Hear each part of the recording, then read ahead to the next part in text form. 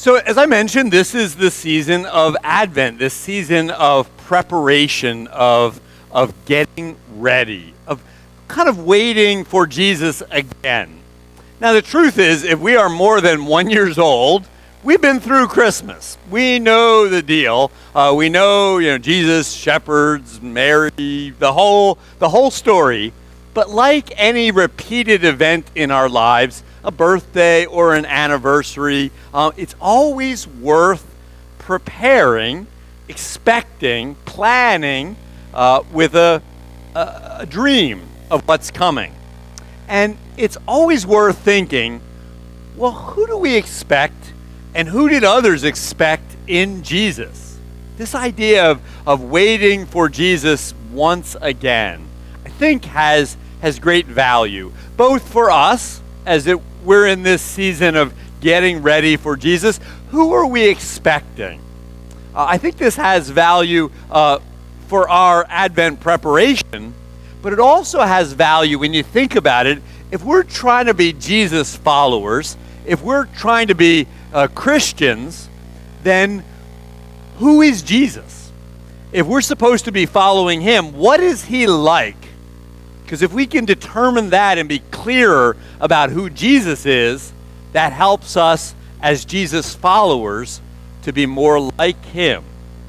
So what I thought we would do this Advent season is look at 4 different people and what they were expecting, what they were hoping and dreaming about Jesus. This morning, we're going to look at the prophet Jeremiah and what he hoped and dreamed that Jesus would be. And Jeremiah lived about 600 years before Jesus. Next Sunday, we're going to get a little closer to the prophet Malachi, last book in the Old Testament. Malachi lived about 400 years before Jesus. Then the week after that, we're going to look at John the Baptist, and he was a contemporary. He ministered around the same time as Jesus. And then finally, we're going to look at Mary, the mother of Jesus. Can't get much closer than that, and who she hoped and dreamed that Jesus would be. So this morning, we'll look at Jeremiah. I want to read to you from Jeremiah, the 33rd chapter, just a couple of verses.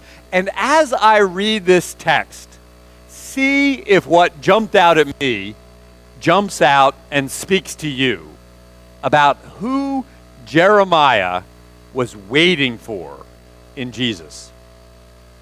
He writes, "The days are surely coming, says the Lord," speaking on behalf of God, "when I will fulfill the promise I made to the house of Israel and the house of Judah." Israel at this time was divided in 2 kingdoms, one called Judah and one called Israel.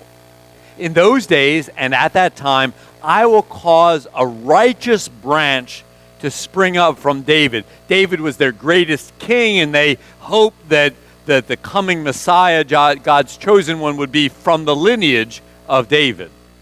"And he shall execute justice and righteousness in the land. In those days, Judah will be saved, and Jerusalem, which is in the southern part, will live in safety. And this is the name by which it will be called: the Lord is our righteousness." Now, I don't know if what I caught, you caught, but if you were listening, kind of paying attention, 3 times in just really 2 verses, we hear that Jeremiah was waiting for one who was righteous. Righteous. So it makes me think then, well, if Jeremiah was waiting for one who is righteous, what exactly does that mean? One thing you can do is look up in a dictionary what it is to be righteous, and it says to be morally right or justifiable, virtuous, but we're just translating the word that we use in our English, righteous. What did Jeremiah mean by righteous? Who is he really waiting for? Well, what I did, any of us could do, is to try and figure that out by looking at the Hebrew. Well, you may say, I don't know Hebrew. I don't know Hebrew either. They didn't make me take it in seminary, so I did not. But what I did, you could do. I went and I Googled Hebrew interlinear. Interlinear. An interlinear is just a book or a document that takes the original biblical language, in this case Hebrew, and then also gives you a transliteration of what that Hebrew word would be in English, and then a definition, a meaning of this. Any of you can do this. I went and Googled it. I should highlight, by the way, I did have to take Greek in seminary, and they made me buy a Greek interlinear Bible. I went and looked the other day, and it cost me $28, and it's free, available on the internet now. But you can find it in Greek, or you can find the one in Hebrew as well. So up on the screen is the interlinear of Jeremiah 33:15. The actual Hebrew, then the Hebrew word, and then a translation. And so when we look up righteous, we have these funny little characters. I don't know what they are, but they're Hebrew. And then that word in Hebrew, I guess, is something like something like that. I don't know. But then a translation, righteous.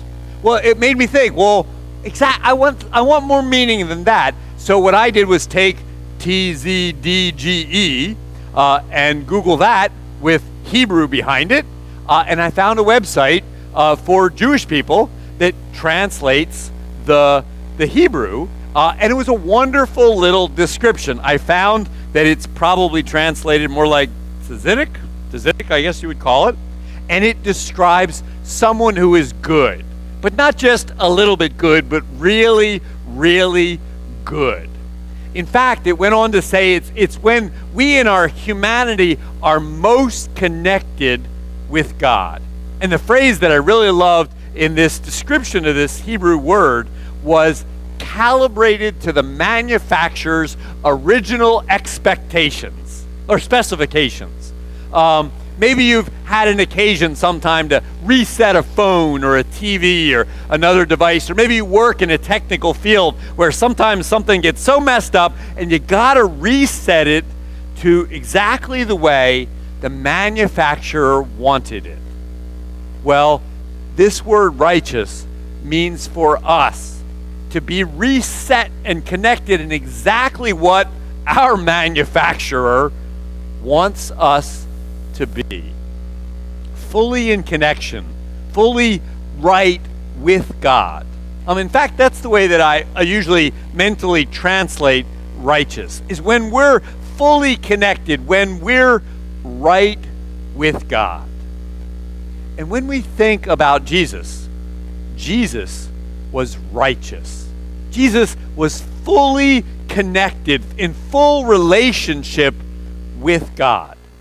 In fact, many times when we talk about Jesus, we talk about Jesus being fully God and fully human in this perfect righteousness, which is awfully confusing. How in the world can someone be God and human at the same time?